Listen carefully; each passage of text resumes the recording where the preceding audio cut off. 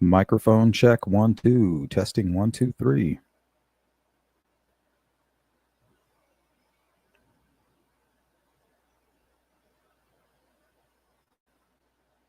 How is my audio?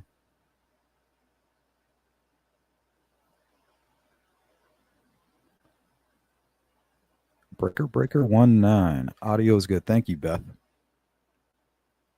It's about to start singing. Well, it's not far down to paradise. At least it's not for me. And if the wind is right, you can sail away and find tranquility. That's that yacht rock. All right, guys, welcome back to the Sleuth Intuition channel. I am your host, Patrick Vallejos. We're broadcasting to the world live from Phoenix, Arizona. It's about 90 degrees here. Today is Friday, May 16th, 2025. What you can expect from today's live stream. We're going to talk a lot about chain of custody, the Sally Port videos, the CCTV footage. We're also going to listen to Maureen Hartnett. We're going to listen to her testimony. She's a forensic scientist. She's going to talk about the loose shards of plastic and glass found on the top of Karen's bumper, and also the hair found on the back of the vehicle.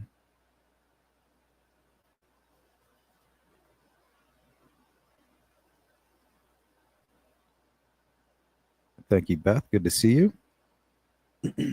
We'll hang out for about, I don't know, give or take 5 minutes, and then we'll get going.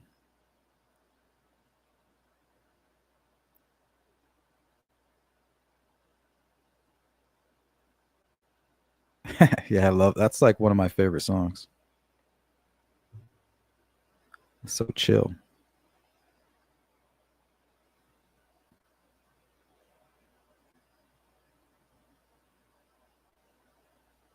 I think we'll start with recent developments.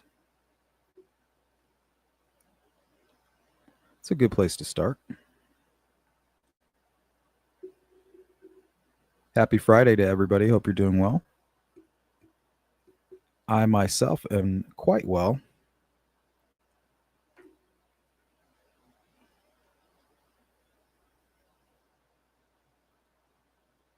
Make sure you guys are being safe on this Friday night. And one thing I'm hearing out there from a lot of you, especially on the X sphere, is you find it hard to believe that pieces of plastic would remain on the top of the bumper, or that John O'Keefe's hair would actually remain stuck to the back of that vehicle. So therefore, it must have been planted, right? So we'll talk about it. My ankle is actually probably at about 95% today. So after this live stream, I'm going to work out, probably hit the punching bag. Get a little active today. Maybe go for a bike ride. Thanks for asking.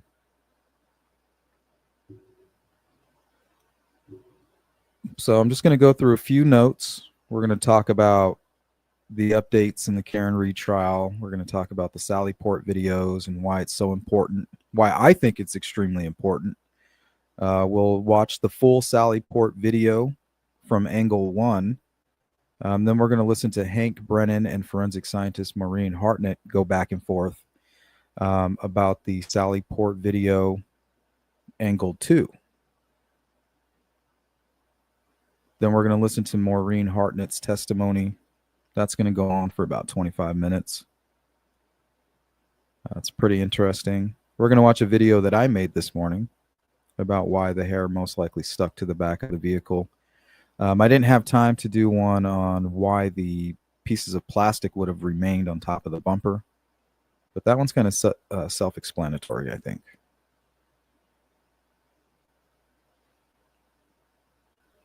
I might just show this video of a guy who, I don't know, he's driving down the highway and his coffee cup is sitting on his back bumper.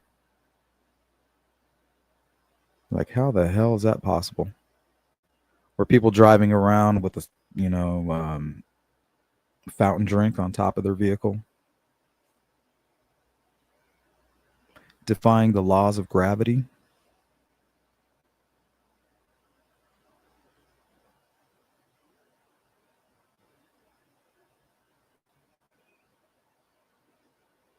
All right, so we're at about the 6-minute mark. I think we'll go ahead and get started. All right, the trial, which began on April 1st, 2025 in Norfolk Superior Court, Dedham, Massachusetts, is in its fourth week. It follows a mistrial in July of 2024 when the jury deadlocked. Reed, 45, faces charges of second-degree murder, vehicular manslaughter while intoxicated, and leaving the scene of a collision resulting in death. Prosecutors allege she struck O'Keefe with her Lexus SUV and left him to die in a snowstorm outside a Canton home on January 29th, 2022. The defense claims O'Keefe was beaten inside the home, possibly by law enforcement officers, and Reed was framed in a cover-up. So I did fail to mention we're going to talk a little bit about Mr. O'Keefe's autopsy results. We're not going to go into great detail. We're just going to go ahead and compare it to what you would expect from being hit from a vehicle compared to being beaten by a group of men. We're going to hear what the experts had to say about that as well.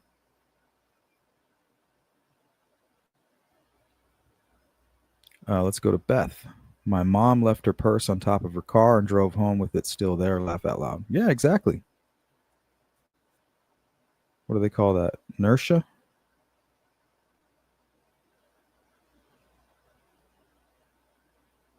Don't quote me on that.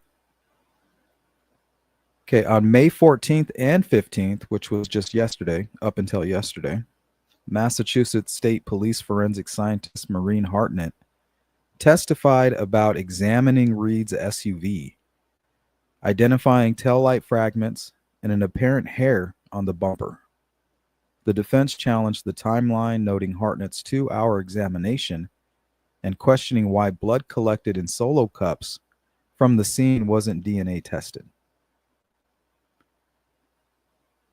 Because really, isn't that the big question? If the taillight wasn't broken when she made it to the Sally Port, then she's innocent, right?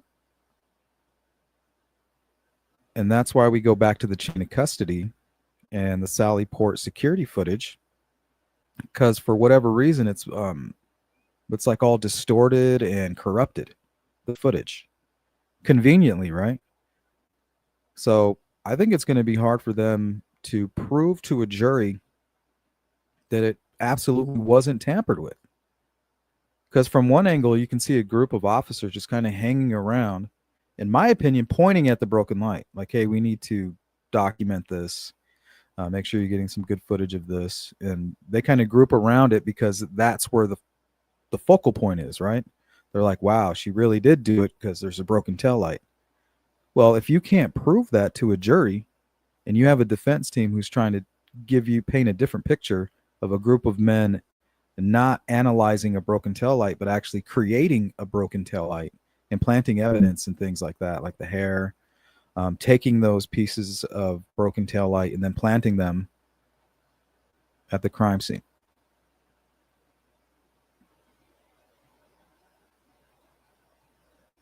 Welcome in, J-Ray. It wasn't taillight on the bumper. It was pieces of glass. Well, it said glass and plastic. And we're going to listen to the testimony. I'm not going to be able to quote everything precisely. So we'll just go directly to the source. But yeah, they do talk about plastic and glass, which is interesting, right? Considering he had a glass in his hand.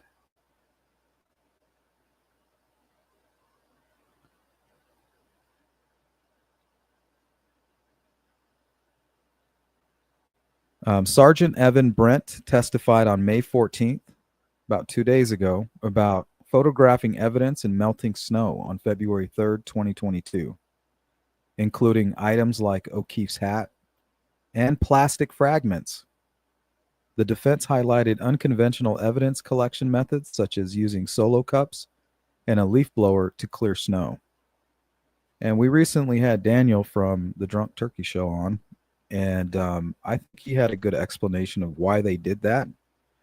And it's kind of the way I understood it as well. But I think another way to explain it is kind of like when you're panning for gold, all the heavy stuff kind of remains at the bottom. But instead of water, you're using the air from the air blower, and it's just kind of taking all the light pieces and dispersing them, while the heavier objects kind of remain down at the bottom.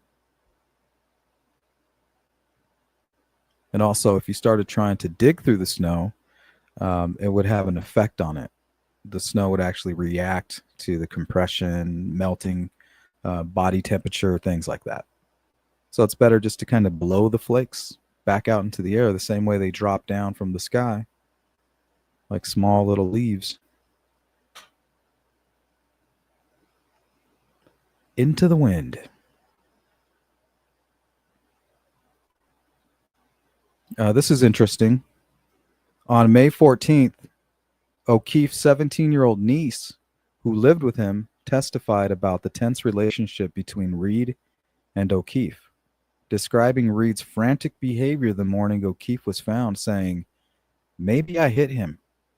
Her testimony was restricted from broadcast due to her minor status.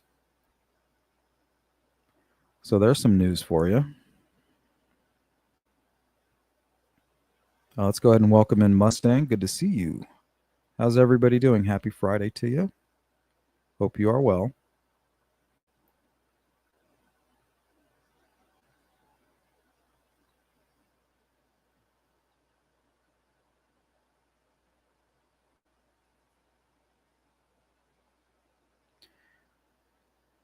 So the defense is claiming, hey, you guys broke the tail light, not my client, by hitting anybody. You guys did it. You're setting her up.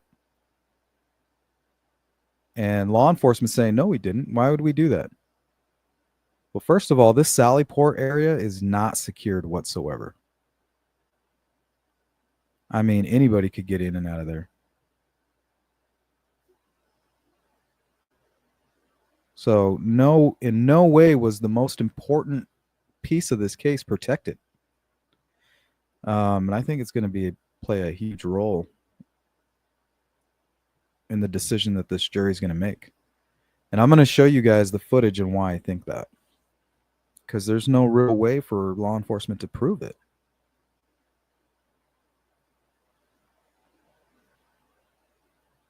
At least not that I've seen.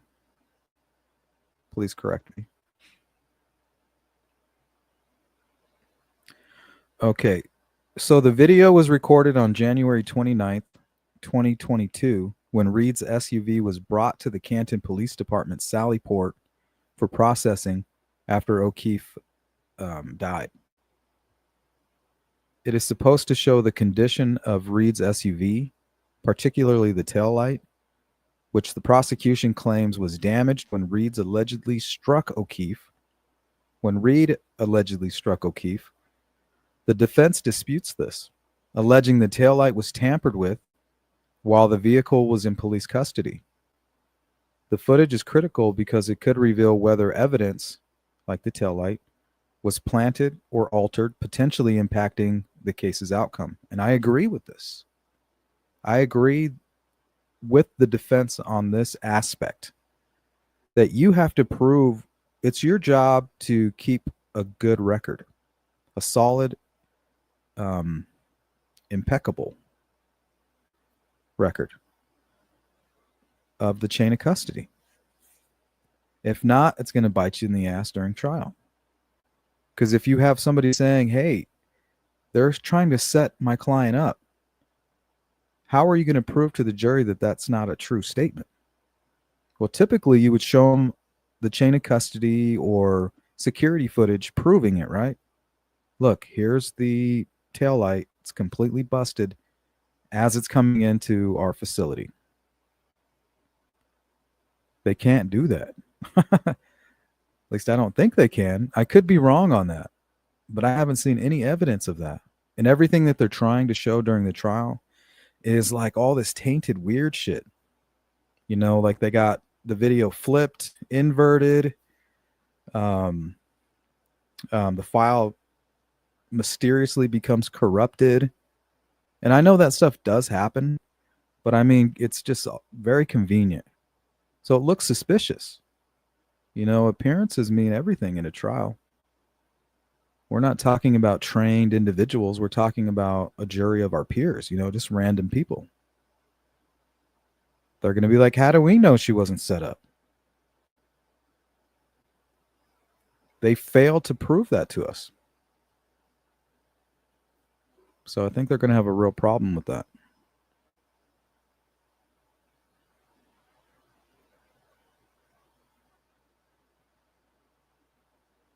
Portions of the Sallyport video are reportedly missing or deleted. For example, 42 minutes of footage, including the time when the SUV was brought into the Sallyport, being unaccounted for. Another post reference 9 minutes and 18 seconds of edited out footage from 5:59, a minute video presented as evidence. And that's what we're going to see. Some of the video shown in court was a mirrored image, causing confusion about which side of the SUV, drivers or passengers, was visible. This raised questions about whether the footage was altered or misrepresented, and the prosecution described it as showing the passenger side taillight, but viewers noted it showed the driver's side, which is obvious, right? Unless it's a European model. But yeah, that kind of stuff confuses a jury and people in general.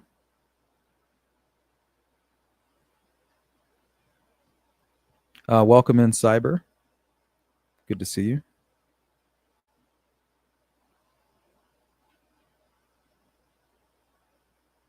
Okay. The defense has argued that the video's authenticity is questionable due to breaks in the chain of custody.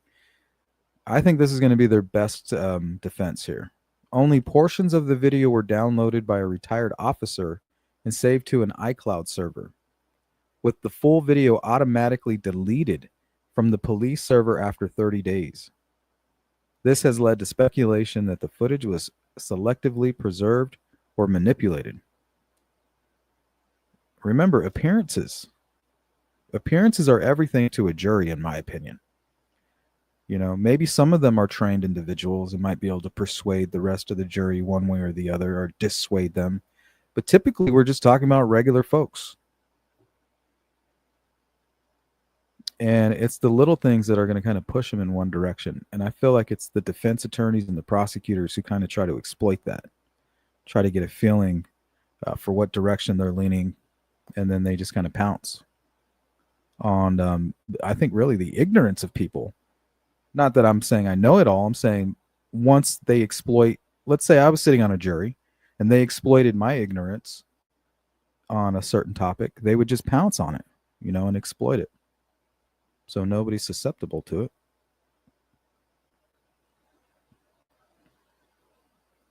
The defense has received video fragments sporadically, with some portions allegedly withheld until federal involvement or as late as February 2025. During trial preparations, this has fueled accusations of prosecutorial misconduct or police corruption. So chain of custody, I think, is going to play a huge role in all of this.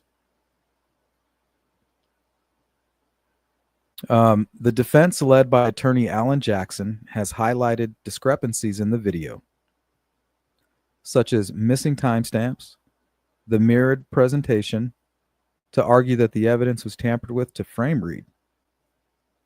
Right? And how is the prosecution going to prove that that's wrong? I don't think they can. That's going to be kind of hard. Social media discussions, particularly on Reddit, reflect public skepticism about the video's integrity. Users have speculated that the missing or altered footage could hide incriminating actions by police, such as damaging the taillight to support the prosecution's narrative. Some Reddit users have suggested that the video's issues, mirroring deletions, indicate incompetence or deliberate dishonesty by Canton Police Department. Yeah, so they got two angles they can play there. Either they knowingly try to set her up, or they were just fucking so stupid that they were unable to protect the evidence, or the what would you call it, the sanctity.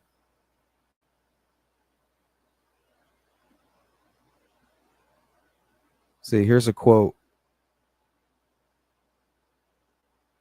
Canton is incompetent at best and dishonest at worst.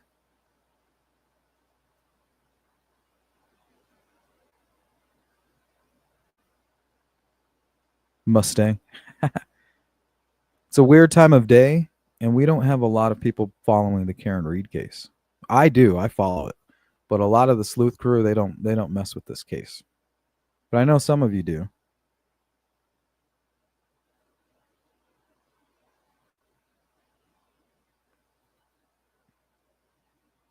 Okay, some of you might be asking, what the hell is a sally port? Sally port is a secure, controlled entryway or passage, typically found in facilities like police stations, jails, courthouses, or military installations. It consists of a small enclosed area with two sets of doors or gates that are never open simultaneously, ensuring security by preventing unauthorized access or escape. The term originates from medieval fortifications, where it referred to a small protected gate used for defensive sorties. Here, let me show you some images and footage. This place is far from secure. This is just a looky-loo, posted this on X. And they've already removed her vehicle and everything.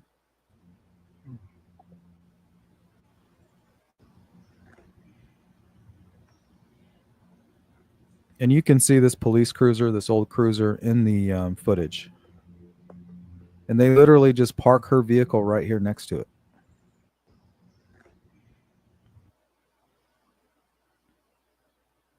So that facility is not secure. They have a good argument there.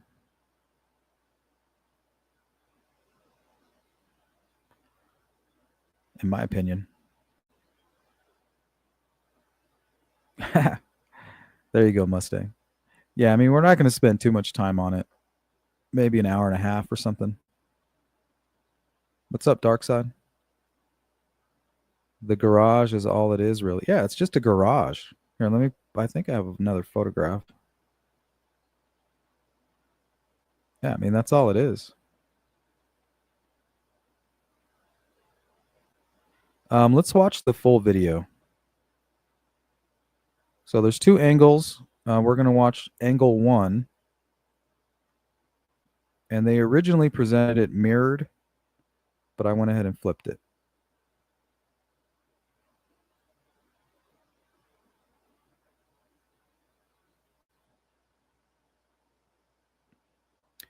Okay, so this is them bringing the Lexus, Karen Reed's Lexus, into the Sally port. They're going to tape it off. And then at some point, you're going to see them group up over here in this back corner. You see these two doors? They're going to group up right back there, adjacent to the broken taillight, or where the broken taillight is supposed to be. And there is a lot of activity back there. In my personal opinion, they're observing the evidence. Like, hey, look at the broken taillight. Get a good photograph of that. They're taking photographs. But the defense is going to say, well, how do we know that you're not busting the taillight out? And then he's going to show this video. We're going to get to this one right after this. But here's a quick little clip. So Hank Brennan is going to argue this fact here.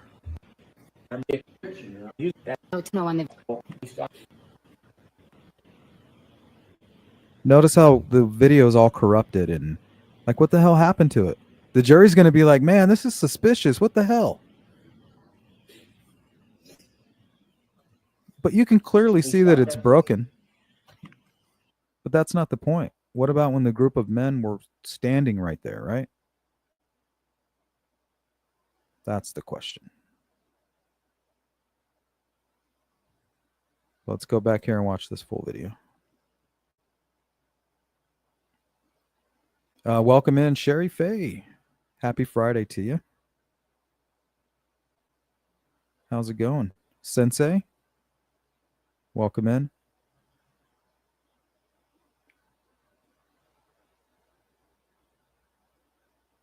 So they stated a Sally port isn't supposed to have both of its doors open. Both doors are wide open.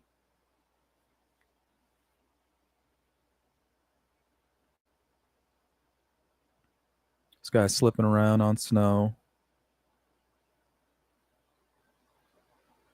Okay, now stop right here. See, what's he doing back there?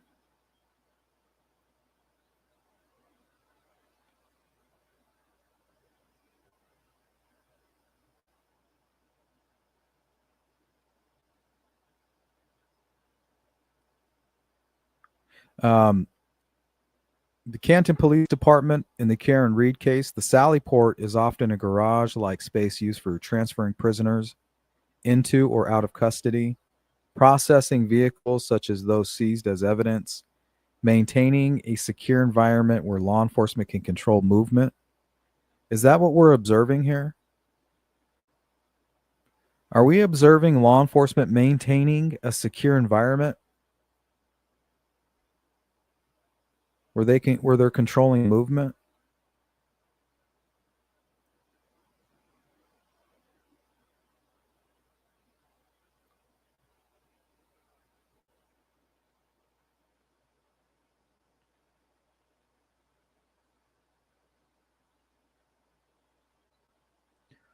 So you notice the group of men back there in that back corner?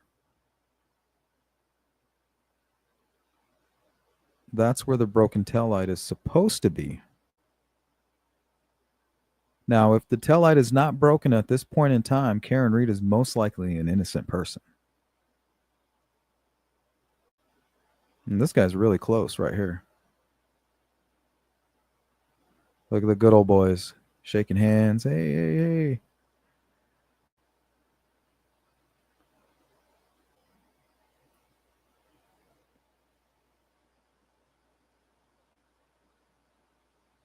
I'm assuming they're cleaning the snow off of the floor because they left it open. And obviously, once the snow that melts on the vehicle could contain evidence, I think. Maybe hair fibers.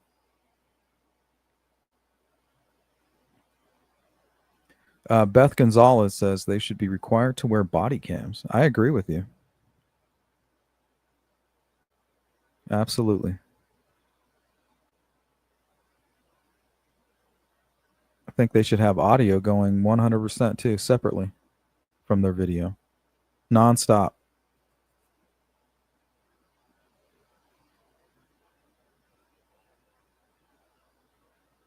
Sensei says, I wouldn't be able to convict her. There's too much doubt and so much inconsistency. The zero chain of custody. Yeah, that's the part that scares me. Like, I believe that she did it, but I don't think that they're going to be able to prove it.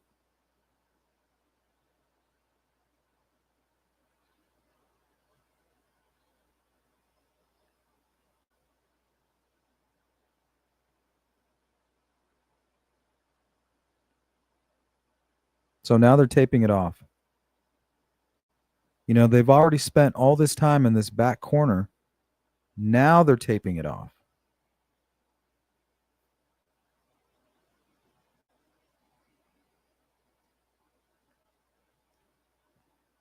Let's go to dark side.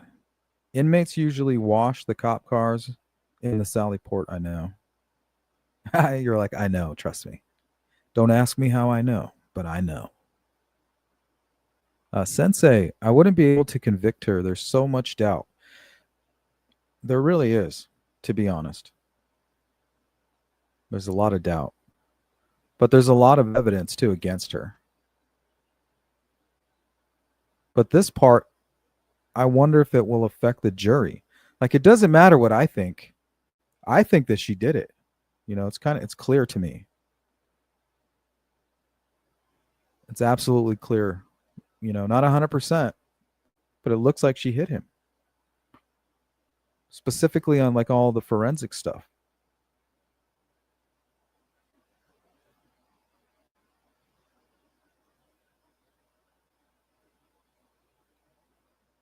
But trying to prove that to a jury, that's not easy. Beth, I believe that she did it too, but like Sensei says, couldn't convict on such shoddy evidence. Yeah, it's kind of embarrassing to see that where they were storing the vehicle,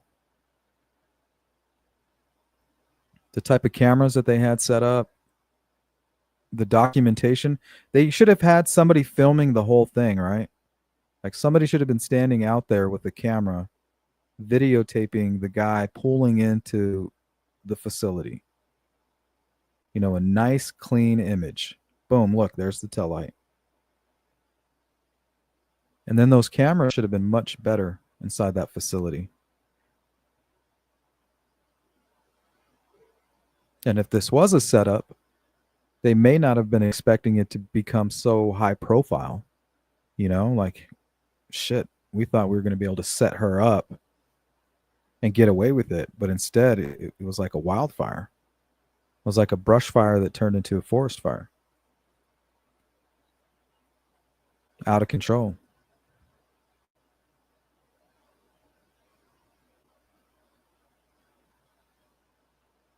All right, let's go to Hank Brennan and forensic scientist Maureen Hartnett.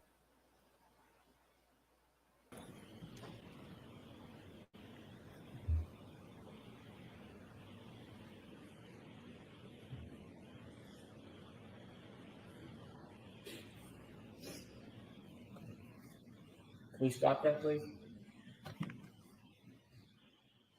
Can you see that's 5:51:54 p.m. on 1/29/22? Yes. When you first saw this vehicle, it didn't have that snow on the right back near that taillight, did it? Yes, Your Honor. Particularly, Mr. Brown. When you saw this vehicle for the first time, did it have that snow packed into the back right?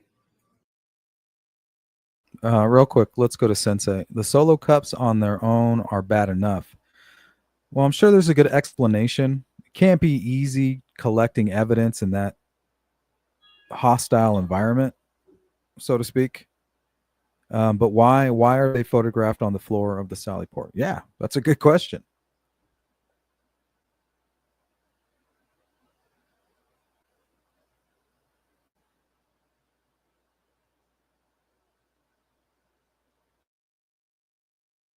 Of the car. No, to the best of my recollection, there was no snow on the vehicle when I saw it. And the hair where you found it, you see the red back taillight, the piece of red that's showing? I do see that, yes. In reference or relative to that red, was the hair to the right, left, below? I don't recall at this time. Okay. Do you see the ice or snow on the right side quarter panel of that Lexus? I don't see it on the quarter panel. I'm not sure what you're speaking of. If we could move that video forward, please, to 702.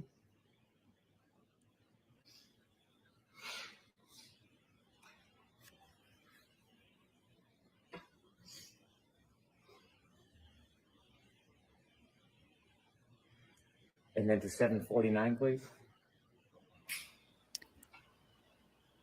Did you guys catch all that? Stop. See, you can also see where it's supposed to be motion censored. So that's their explanation for why it's all kind of choppy. But you can see people coming and going. So sometimes the way motion sensors work is it's not going to pick it up right here as he's walking into the door, or there may be like a delayed reaction. You know, he's made it 3 or 4 steps and then the motion picks up and now the camera turns on, starts recording this gentleman here. but that's not going to be helpful. You can see right here that the tail light's obviously broken, but it's already taped off. Need to see what was going on right before they taped off this vehicle in that back corner. They need to prove that it was intact. Go forward just a little bit, please. Stop. Is still. Let's go to Sensei real quick. Ed Wallace, he is a forensic expert and does a lot with another ex-law enforcement on YouTube, and he showed everything that should have been used for collection in those weathers and how to process the scene. Yeah, was anything, did they like anything that they saw at all? Because I don't know. I always thought it would be almost virtually impossible to collect a lot of evidence in that kind of weather. I mean, it was basically like a blizzard.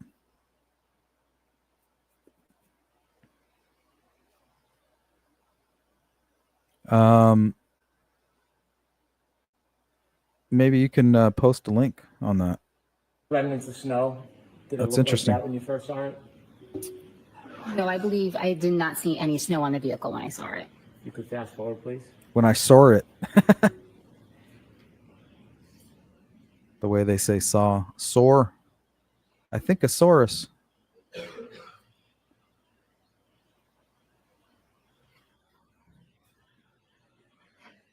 Thank you. You can take that down. Thank you. All right. So let's get into her testimony about the hair and the broken pieces of glass.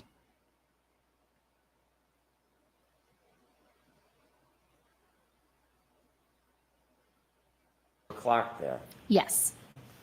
You mentioned Canton Police Department officers. Do you know Lieutenant Gallagher? Yes, I did have an Thanks, interaction Sensei. with Lieutenant Gallagher as well. When you got there, did you have a chance to look at an item? Yes. Tell us what your focus was on. What type of item? I was asked to examine a black Lexus SUV. And was there a black Lexus SUV? Yes. As you were observing and making, analyzing the item.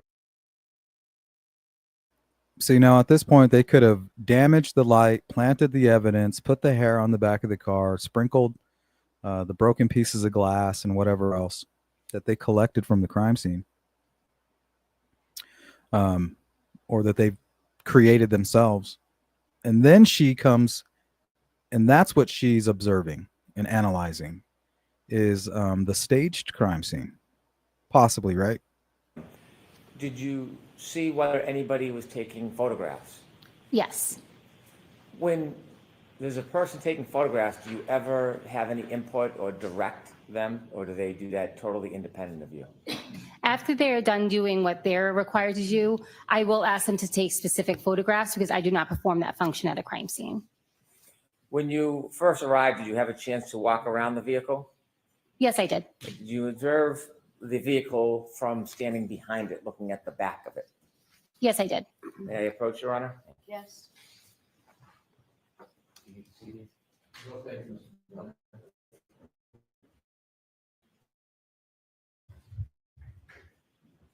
She would have been looking at. I'm handing you a document. Do you recognize that? Yes, I do. And what is it? This is the rear of the black Lexus SUV. Does that photograph, does it appear to be substantially accurate to what you saw that day? Yes, it is. Is it a fair and accurate depiction of what you saw? Yes. Let's go to Darkside's comment real quick. Says, yeah, seems like she's guilty. But him being law enforcement from the area, if they thought they maybe didn't have enough evidence, and you know, yeah, that's what I'm saying. It's possible. And that's also a crime, even if they were just trying to help out their buddy, because officers do that. They go on like a rampage. We've seen it happen before. But that's an interesting angle, Darkside. May I approach again? Yes. I'll move this into evidence, please. Okay. No objection, Your Honor. Exhibit 138. With the court's permission, I'd like to show P145. Okay.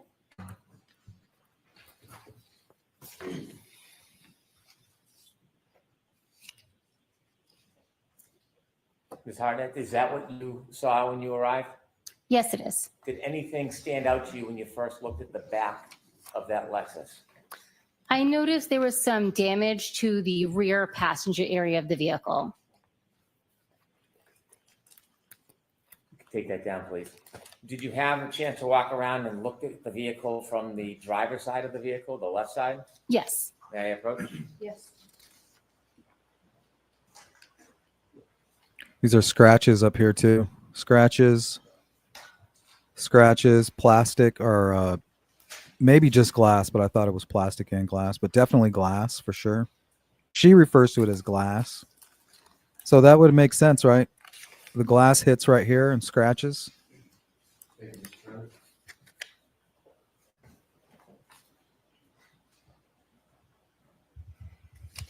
Hits his head right here, or his elbow. Yes. What is it? This is the driver's side of the Lexus. Did the Lexus appear to you the same as it does in that photograph? Yes. Is that a fair and accurate depiction? What's up, Anthony? Yes. All right, move this in second, please. No objection, Your Honor. Okay, thank you. Exhibit 139. With the court's permission, I'd ask to show the jury P-144. Okay. Thank you, Sensei. Could you describe what you saw, ma'am? Yes. So this is the driver's side of the black Lexus. Thank you. You can take that down. Did you get a closer look from the right side of the Lexus to pay detail or attention to what you described from the back view that stood out to you? Are you referring to the damaged area? I am. Yes. So I did take notes of that area, and as well as had additional photographs taken of that area. May I approach, Your Honor? Yes. Yeah, I appreciate that. Thank you so much. I'm showing you a photograph. Do you recognize it? Yes. What is it? This is a close-up photograph of the rear passenger side tail light area. Does that photo depict what you saw that day? Yes, it does. Is it a fair and accurate depiction? Yes. With the court's permission, I'd like to use that as exhibit. No objection, Your Honor. Thank you.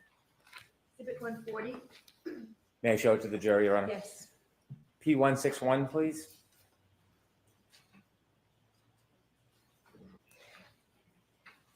Could you describe what you saw?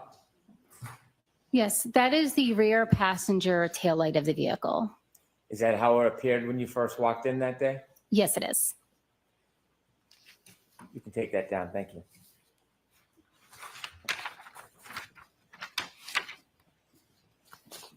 When you examine an item like a car, do you take any type of efforts to protect from contamination?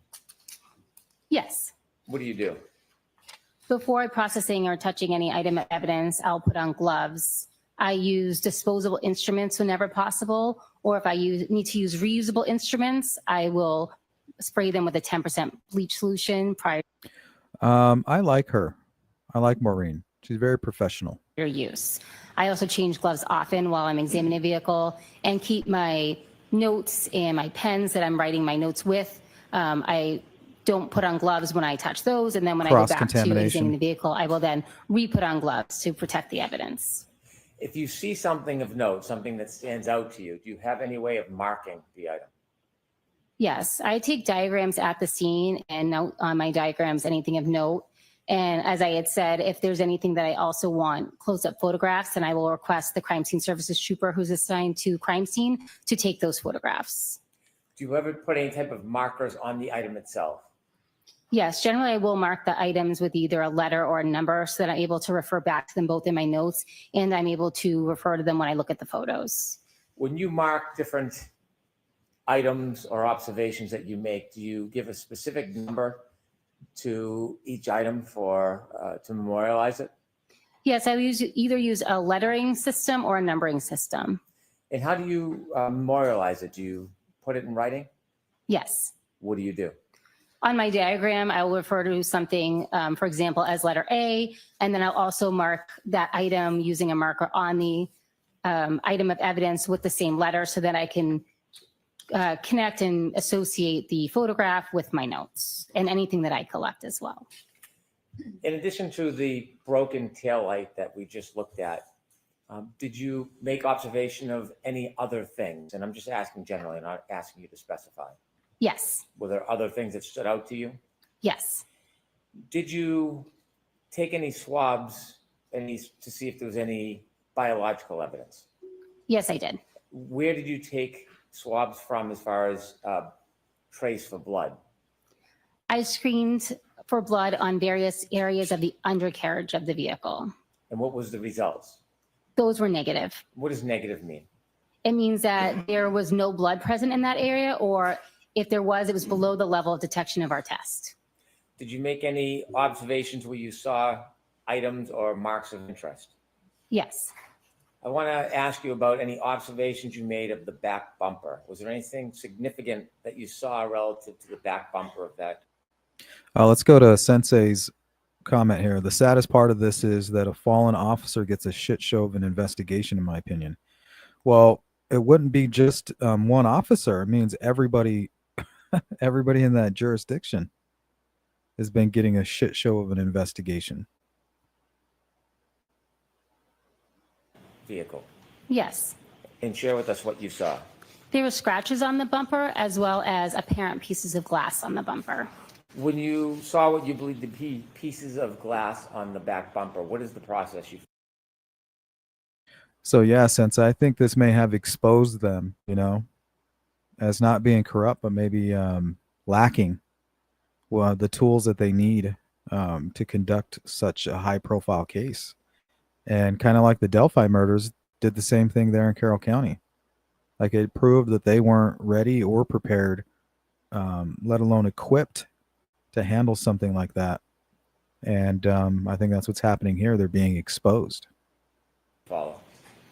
I gave those an identifying letter. I noted those items in my diagram, and then I eventually collected those items. How do you collect them? I would have used either disposable tweezers or tweezers that were cleaned with a 10% bleach solution. After you collect the items, for example, glass on the back bumper, what do you do with that? In that moment or later on? Take us through from the moment you have it till the end. So I would put those pieces of glass into a glassine envelope, which are then packaged in a larger manila envelope. They are sealed and dated and initialed with my dates and initials. Eventually, when I return to the lab, those pieces are given an item number and then secured in our cold room.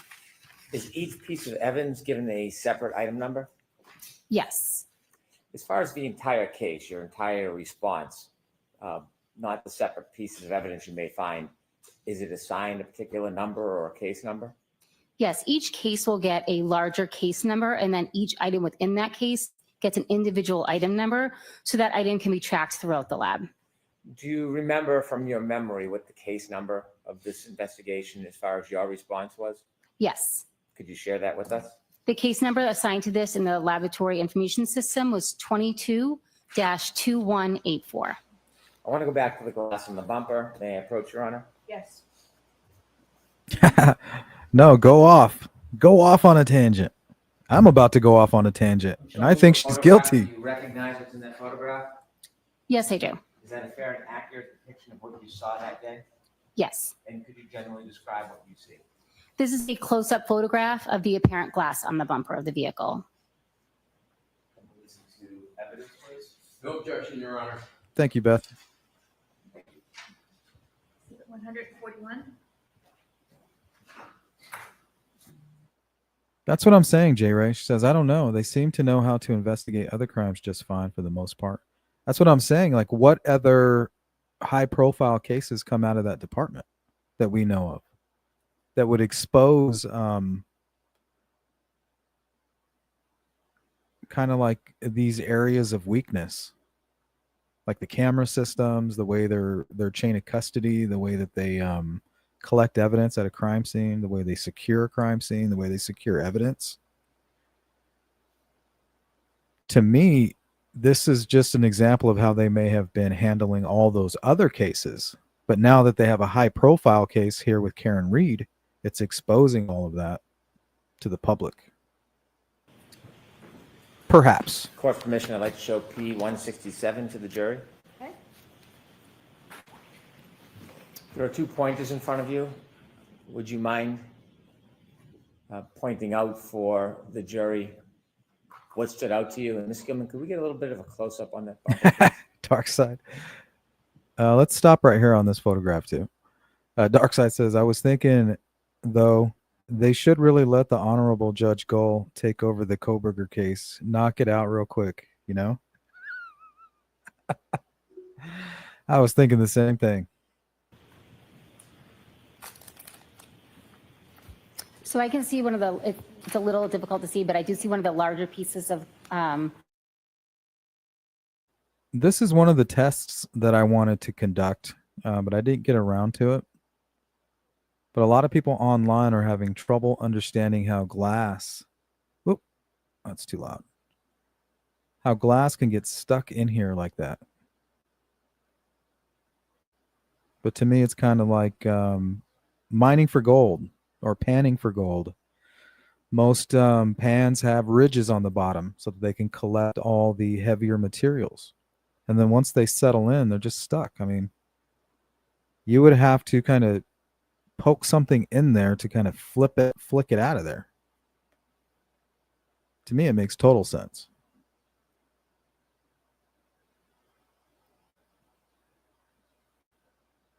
Sandra Birchmore, Brian Walsh. Hey, Salty Sleuth, what's up? Just a couple scandals involving the MSP. Oh, yeah, they do. So scandalous. Sleuth, that's a reflection. What? What's a reflection? I'm talking about this right here. There's a piece of plastic, or glass, sorry. There's a piece of glass right here. So there's at least two that I see. apparent glass right here. Would it be better if I use this one? Could you? Do you mind? So this piece here is a larger apparent piece of glass. I think that was the largest one that I saw. And those two white stickers, could you tell us what those are? This sticker, this sticker here is marking where the apparent pieces of glass Easy are. peasy. Is there another sticker above, or is that? just I'm a not different sure. If you could close up, I'm not sure what that is. There, they fixed it. Yes, so that is another sticker, and next to that sticker are additional pieces of glass. Those items to the right of that picture, are those pieces of glass? Yes, I would say that's an apparent piece of glass here, and this one. Could we just go down to the bottom part again, please? So now, does that glass match the glass found at the crime scene? This is a pretty intricate setup if they are, setting her up. Thank you, Ms. Gilman. You can take that down. Did you collect what appeared to be items of glass? Yes, I did.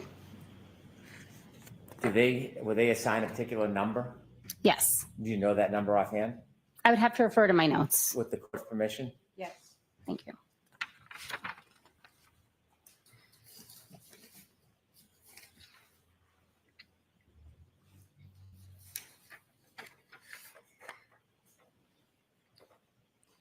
Please. Those items were given the item number 3-3.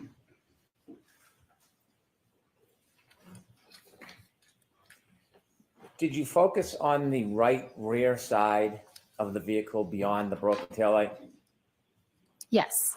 Did you notice any damage, any scratches? Yes, I think we get right that part, quarter Chair. panel or the right side of that Lexus?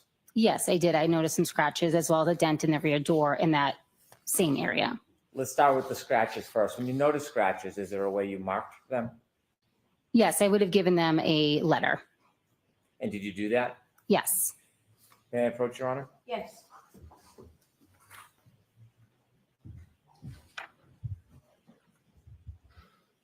Showing you a photograph. Do you recognize that photograph? Yes, I do. Do you recognize what's in that photograph? Yes. What does it depict? It is a close-up photograph of one of the scratches on the right rear area of the vehicle. Is that a fair and accurate representation of what you saw that day? Yes. All right, move this into evidence, please. So this right here is where I wanted to kind of stop and ask what you think could have caused these marks. I don't know. Did he have a watch, maybe? Any missing teeth? With the court's permission, I'd like to show the jury P-172. Okay.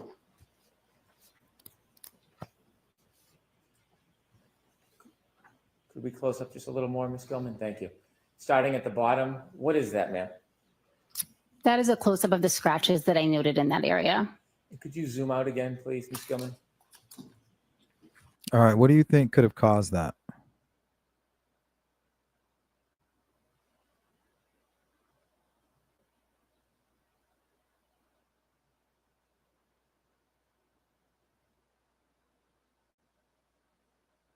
Like a watch, belt buckle.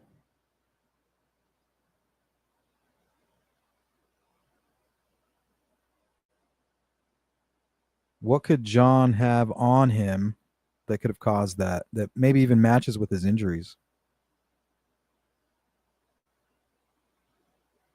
There's another one kind of above the broken tail light, kind of up over here in this area, a little bit higher. What about a button? Button on his clothing. It would have to be pretty hard. I don't know if plastic would have done that. A zipper, maybe? Kind of looks like a zipper.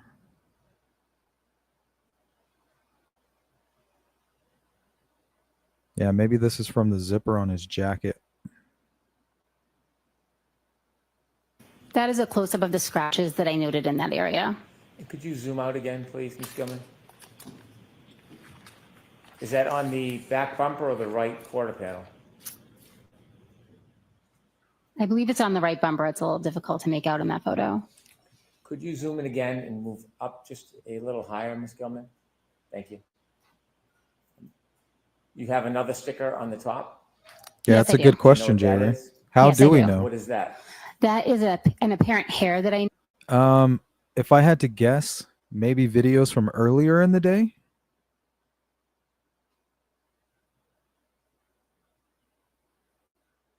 But yeah, it would be good to put that information up. noted in that area. So that doesn't designate a scratch. That's something entirely separate and different. That's something different, correct? We'll get to that later. I just want to point out that it's not a scratch. Now, you mentioned that you saw a scratch. Was it a singular scratch or a number of scratches? Could you zoom in, please, Ms. Gilman? It was a couple of scratches.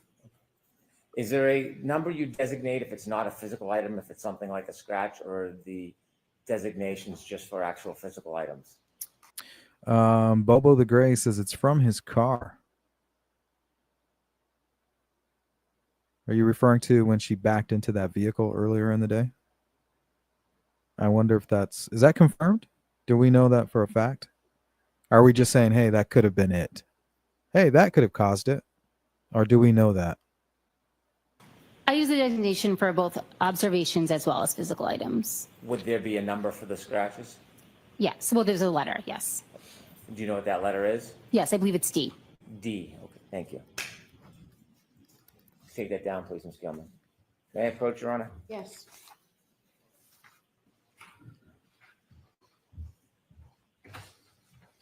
I'm showing you another photograph. Do you recognize what's in that photograph? Yes, What is it? that is damage that I noted on the rear trunk door of the vehicle. Is that a fair and accurate depiction of what you saw? Yes, When you say damage, what type of damage did you notice?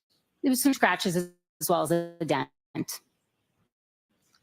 like to move this to evidence. No objection, Your Honor. Exhibit 143.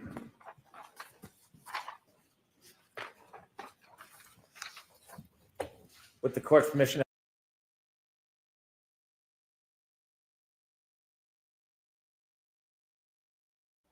Is this what you guys are referring to?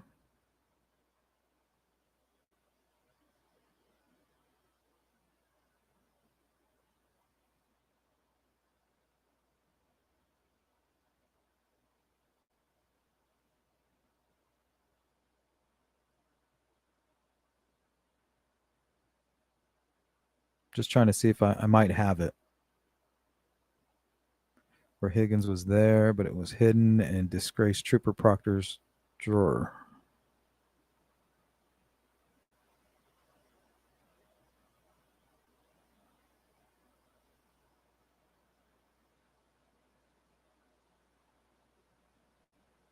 Bobo the Gray says yes.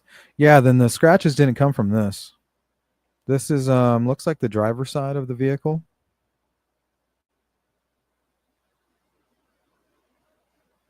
And where she hits it, let's see.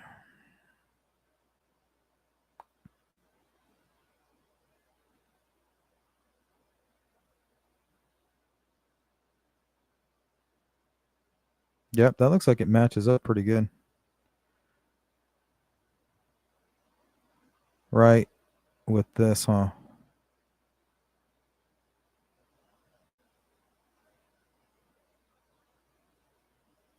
Yep, I think you might be right. Damage, what type of damage did you notice? There was some scratches as well as a dent. I'd like to move this to evidence. No objection, Your Honor. Exhibit 100. Yeah, that's very convenient for them, huh, Sensei? With the court's permission, I'd like to show the jury P176.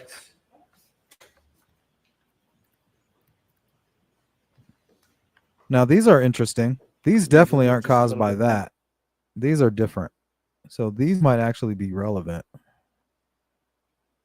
So it appears to be like a dent and then like some scratches. That could be maybe where the glass hit.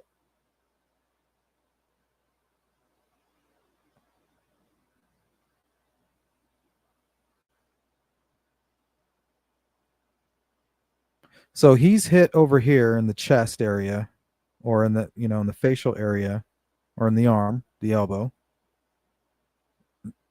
And then his other arm is holding the drink. That comes smashing down on top right here, hits this. Glass goes everywhere. One of his hair falls, just kind of falls out into the air, lands on the vehicle. The vehicle continues backing up only at a small rate of speed, 25 miles per hour maybe. But the way that it traps him under the vehicle whips his head back really quickly once the vehicle gets up to his chest area. And that would not only leave the bruising on the face, but then would knock him out and smash the back of his head. And also he was very drunk. So imagine all this happening to you while you're drunk. And when you're that drunk, somebody could just push you over, you know, or knock you down or punch you, and you might just sleep there for a while, long enough for the elements to take effect or take over. Please. You told us that you saw both dent and scratches. Starting with the scratches with the pointer on the TV to your right, could you show us where you saw further scratches? What's going on, Cindy? So the scratches are up above, and then Good to see you. down here there's chipped paint and a dent And where is the dent in relation to the scratches? just below it. So I feel like a dent like that could be caused by the face or even the glass kind of slamming down. Could we zoom in a little more if we could, Ms. Gilman, please? Can you see in this photograph the dent that you saw? Yes, I was referring to this area here as a dent in my observations. Thank you. You can take that down, please. Let's go back. Let's talk about this because I really don't know. I can't call it. Salty Sleuth says, I believe that is supposed to be where the cocktail glass hit. Okay, so you're agreeing with me that I might be right about that? Or are you saying that I am right? That that's the consensus with law enforcement or the investigation? Because it appears it has a curvature. You see it?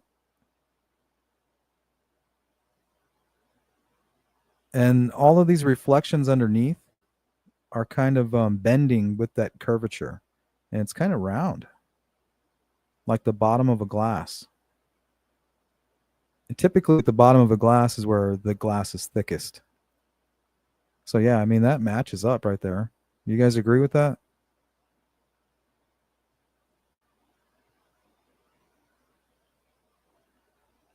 So the initial impact leaves a dent, but also cracks the glass, scratching it.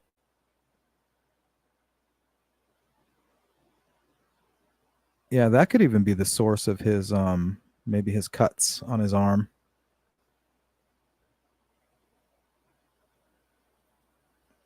J-Ray, or they could be from holding her keys in her hand while shutting the top half of the rear hatch. Yeah, but I don't think they're going to argue about it if they haven't verified when and how it got there. Like, they're not going to argue about this being related to the case if they hadn't already verified whether or not it was there ahead of time. But yeah, if I can remember, I'll take some time to track that down, but I'm sure it's already been done, Jerry. I think they're convinced that those were new. Sensei Wackadoodle, there's no DNA fibers or anything under the vehicle, wheel arches, etc. Yeah, because I don't think that he was ran over. I think he was, or pinned. I think he was just kind of slammed down underneath the vehicle, and then she took off. Not even at a high rate of speed, but just enough to damage his arm pretty bad and smack his head really hard on the ground. Because that's how he died. He died from, I think it was partially head wounds, right? And then the elements. And that would make sense. That's consistent with a head wound first, and then hypothermia kicking in afterwards. And then just being drunk, you're going to take a shot to the head like that, you're just going to start snoring. And then the snow's going to kick in. By then, it's too late. But he wasn't just drunk or passed out sleeping. He was incapacitated due to, yeah. So both. But I think being so inebriated, it adds to it. You know, some people, when they're drunk like that, they'll just pass out like on a couch or something, in a chair, in a weird position, and they're just out cold snoring. You know what I mean? Where you're so drunk that you just pass out with like a beer in your hand or whatever.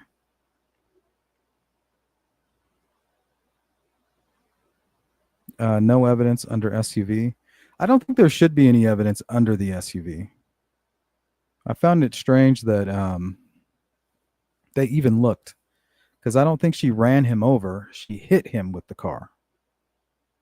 So I think everything would have been on the outside. But of course, do your due diligence and check under there. But I don't think that he was ran over. I think he was just smacked really hard with the vehicle, and then somewhat kind of backed over just enough to help the momentum slam him into the ground, but not really backed over completely where he's under the vehicle, maybe just his legs with no impact or no pressure, and then she just drives off. And I don't think his hair was ripped out. I think it fell out.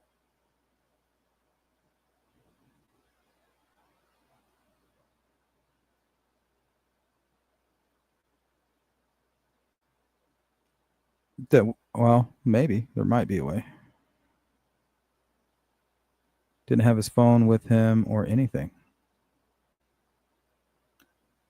But no bruising. I don't know. We're going to go over his autopsy information. Actually, let's do that now. Maybe it makes sense to do it now.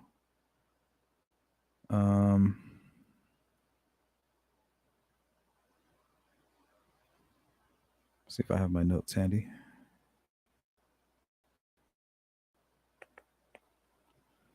Okay, let's see. Nope, that's not it. Right folder, wrong one. Okay. Let's catch up on the chat real quick. But then would be closer to the read, wasn't? I agree. He was too far from the road. Yeah, she might have smacked him and thrown him a little bit.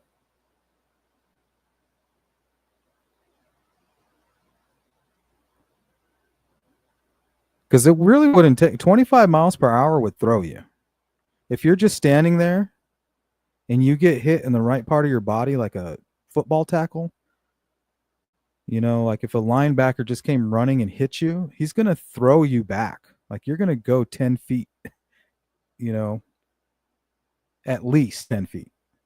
That's, you know, similar to a vehicle moving at about 20, 25 miles per hour, really quick, just bink hitting you. You're going to fly back.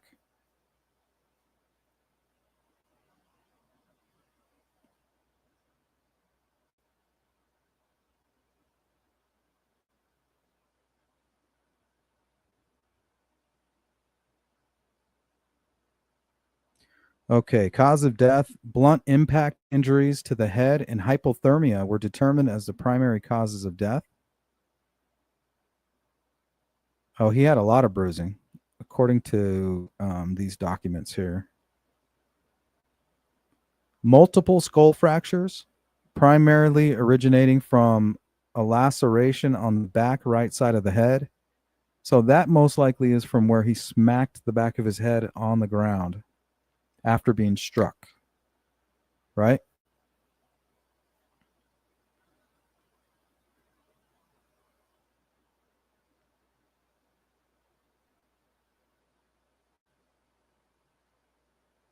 Let's see, 2 swollen black eyes, likely resulting from head trauma. So the experts, and this is what we're going to talk about, aren't saying that he was punched in the face. You know, he got into a scuffle and now he had black eyes. You know, at some point he got into a fight. They're not saying that. They're saying absolutely that's not how the black eyes, what caused the black eyes. Likely resulting from head trauma. A cut above the right eye and abrasions on the nose and right arm. A cut above the right eye.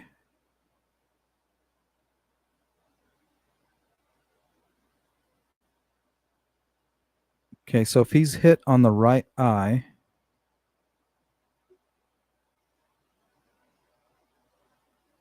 the back right side of his head. So I'm wondering, if you get hit in the right side of your eye, is that going to spin your head? If you get hit on the right side of the eye, I feel like you wouldn't smack the back of your head on the same side. I feel like it would force your head and most likely cause you to smack it on the opposite side. So he must have received the trauma to the eye as he was already after the initial hit and as he's falling and the vehicle's still kind of traveling over his body, I think.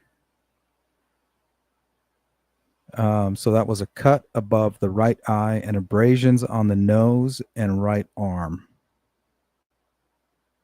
So I'm thinking the abrasions on the right arm, the broken glass and the broken or the broken taillight kind of scraping across his arm. A cut above the right eye, abrasions on the nose. Okay, yeah. So I think those injuries happen after the initial impact. Not including the abrasions to the arm, to the right arm. I think that happened during impact.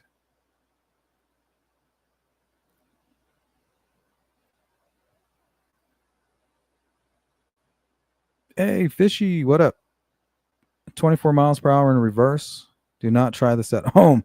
Yeah, little disclaimer, do not try this. You didn't hear it here. But yeah, if you back into somebody going 25 miles per hour, they're going to fly at least 10 feet. If they're standing there straight up, not trying to resist it, and they just get hit, maybe even coming up at an angle, like if she's coming off the road and going up into the yard at an angle, maybe like a 90-degree angle, maybe like a 45-degree, and just boom, right in the chest, that would send you flying.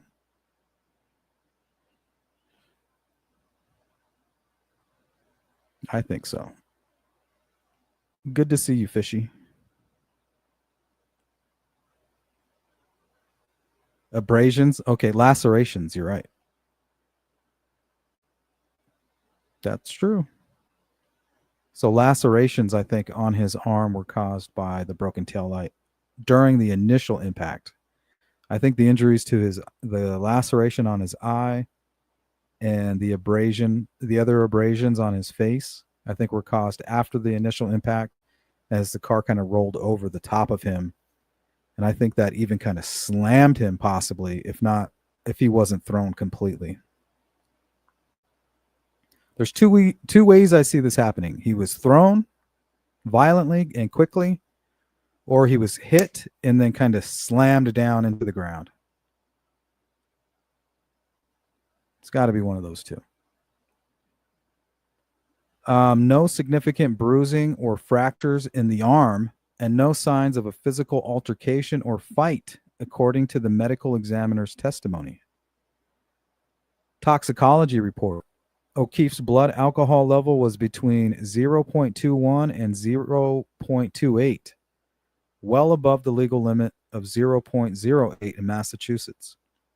No drugs, including prescription medications, were detected. So he was just drunk.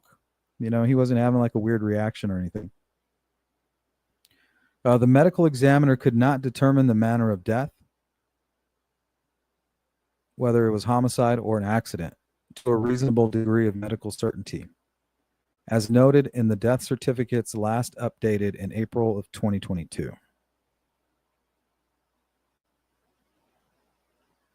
The prosecution in the Karen retrial alleges that O'Keefe's injuries are consistent with being struck by a vehicle, specifically Reed's SUV.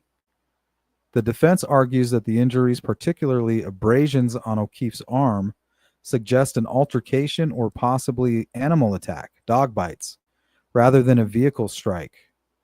They claim these injuries are not typical of pedestrian vehicle collisions. Dr. Frank Sheridan, a defense witness, testified that O'Keefe's injuries were more consistent with an animal attack or fight rather than a vehicle impact. The defense also highlighted the absence of grass, stones, or rocks in the autopsy report, suggesting limited information was provided to the medical examiner about the scene. So more incompetence. What if you were to look at the autopsy objectively without trying to explain the mechanism of injury with the vehicle involved? I've looked at it through the perspective of dog bites. So, I mean, I've been there, done that. I'm all the way back around. And where is the dent in relation to This the is not my scratches? first live stream on the Just Karen below Reed it. case, Could we J-Ray. zoom in a little more if we could, Ms. Gilman, please? Can you see in this photograph the dent that you saw? Yes, I was referring to this area here as a dent in my observations. Thank you. You can take that down, please.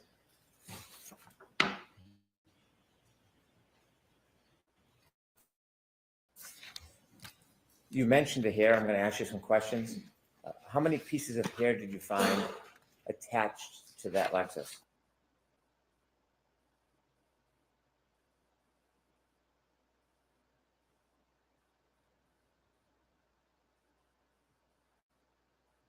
I mean, some of them are consistent.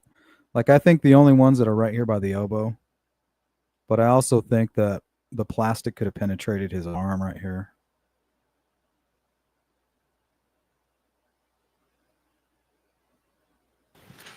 I found one apparent piece of hair on the Lexus. Was there a designation number for the hair that you found? Yes. Do you remember what that number is? I used the letter A for that particular item. Did you say letter A, ma'am? Yes, correct. May I approach, Your Honor? Yes.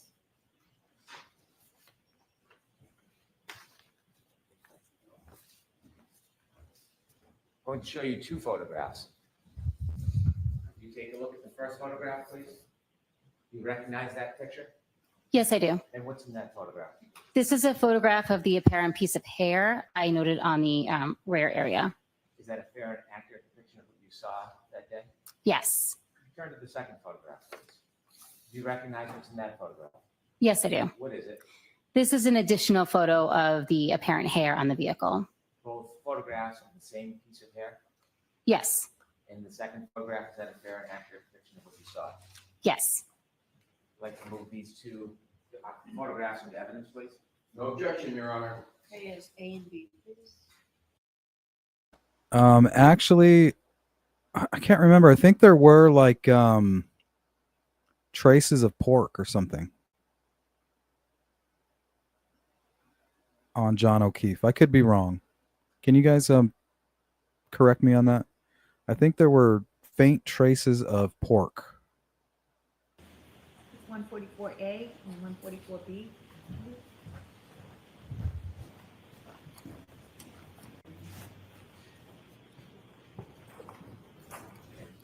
With the court's permission, I'd like to show P173 to the jury.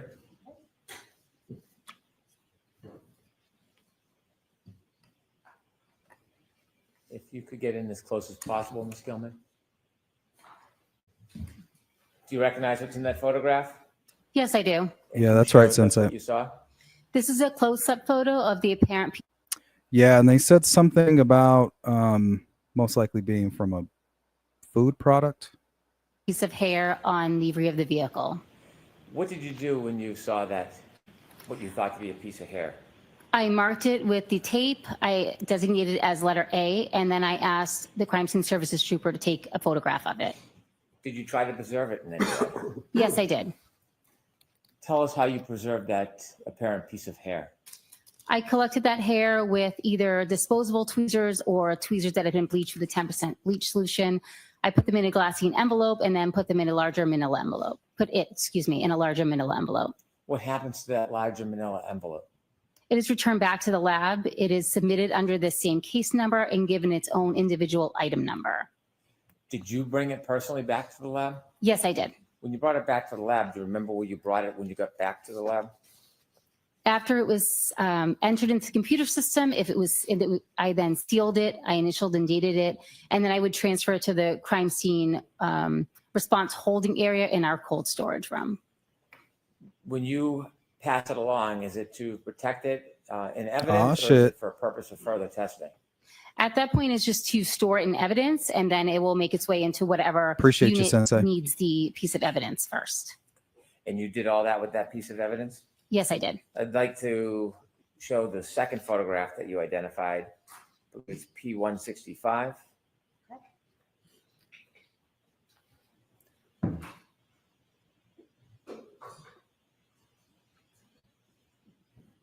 you recognize that photo?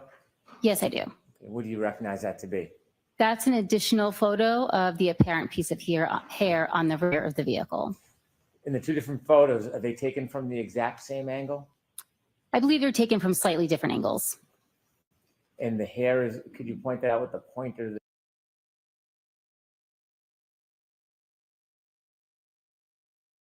Let's go here real quick to Bobo the Gray. Where at on the sweater was a pig DNA? It's a good question. So I pulled up this article here. Photos of 2 swabs were shown that were sent off to California lab to be tested for dog DNA. Last week, jurors learned a German Shepherd mix with a violent history lived at the Canton home near where John O'Keefe's body was found. There was absolutely no canine DNA. Forensic scientists said testing did uncover pig DNA. The prosecution said the samples were taken from John O'Keefe's shirt by the state police lab. They said it could be from food. Yeah, that's how I remembered it. The hair that you found. This hair is the apparent hair. Thank you. You can take that down, please.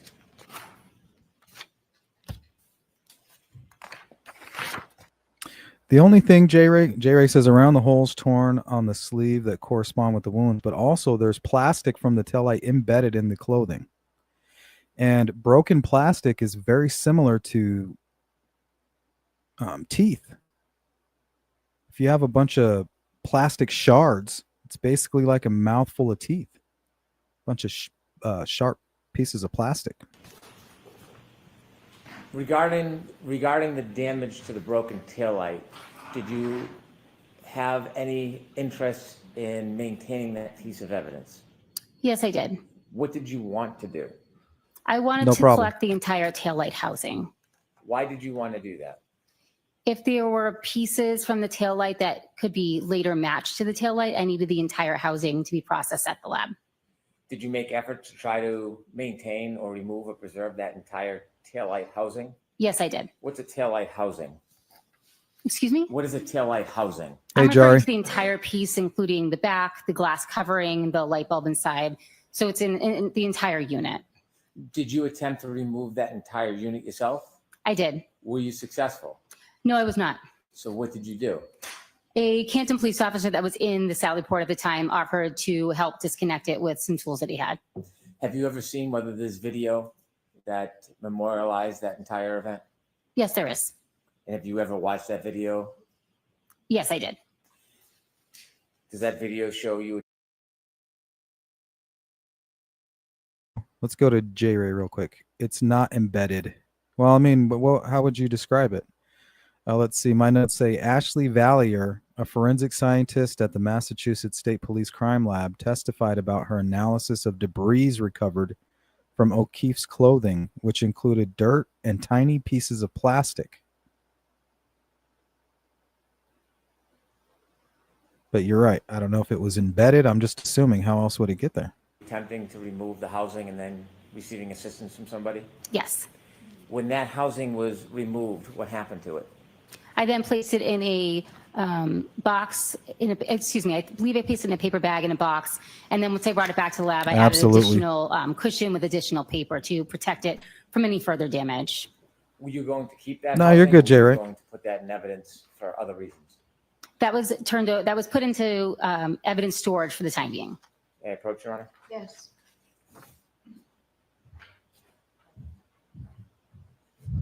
Showing you a photograph. I'm doing good, Jari. How are you? In that photograph?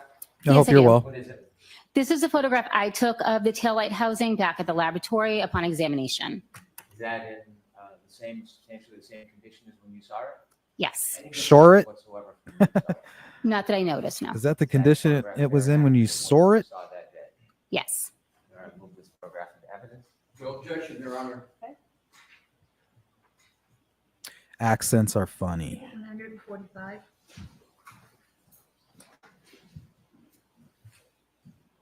With the court's permission, I'd show photograph P187 to the jury, please. Okay.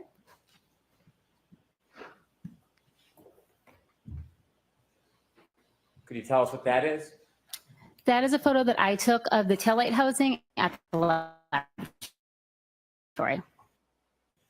And that's after it's obviously removed from the vehicle. Yes, that's correct. And that was packaged and preserved? Yes. You could take that down, please. Do you have the actual item, the actual housing with you? I believe it is here, yes. With the court's permission, I'd ask the witness to be able to open the item, show it to the jury, and then I would move it into evidence. Okay. Thank you. If you would you please remove the item from that box? Yes.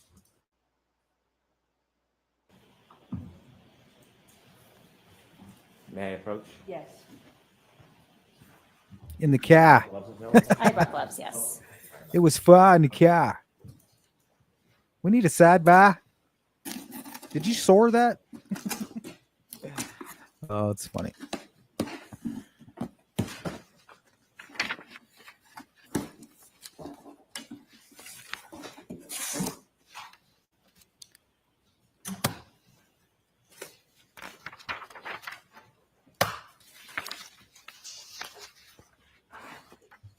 Yeah, she don't play around.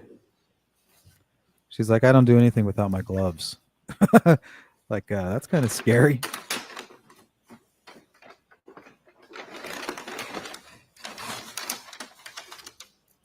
Imagine somebody like her planning a murder. You could hold that so the jury can see it. You could hold it up high, please. Thank you. Thank you very much. If you could return that to the box.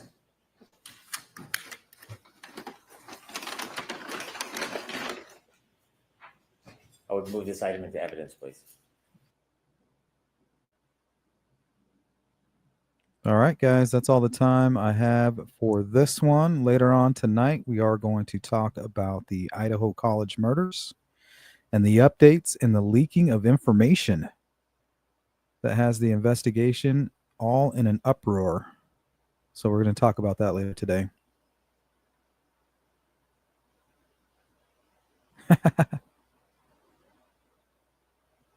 Stairs. That's funny. Toodles. All right, it was good to see all of you. Thanks for hanging out. And I'll catch you guys a little bit later today. Be there or be square. Peace.